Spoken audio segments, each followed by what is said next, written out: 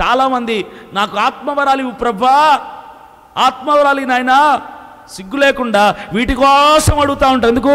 Famous అవటానికి అన్నమాట. ఏం ఆత్మవరం కావాలరా నీకు అంటే, స్వస్థత వరం ప్రభా, చెయ్యి పెడతానే బాగా అయిపోవాలాడు, చెయ్యి పెడతానే చచ్చిపోయినట్టు లేచి కూర్చోవాలా. ఎందుకు? అప్పుడు నీ దగ్గర జనం ఎక్కువ వస్తారు కదా. స్వస్థతరం కావాలి టీడికి. వరాలి ప్రభా, వరాలు. ఏం వరం కావాలి? ప్రవచన వరం ప్రభా, ప్రవచన వరం ప్రభా. ఎందుకు? నువ్వు ప్రవచనం చెప్తే సంఘం అంతా నీ వైపు చూసి నీ దగ్గర ఆటోగ్రాఫ్లు సెల్ఫీలు దిగటానికి, నువ్వు ఫేమస్ అవటానికి. ఏం వరం కావాలి?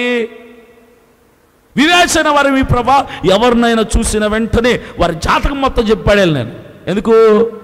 జాతకం చెప్పబడును, జ్యోతిష్యం చెప్పబడును, చిలక జాతకం, చిలక జ్యోతిష్యం అని బోర్డు పెట్టుకొని రూపాయలు సంపాదించుకోవడానికి వరాలు.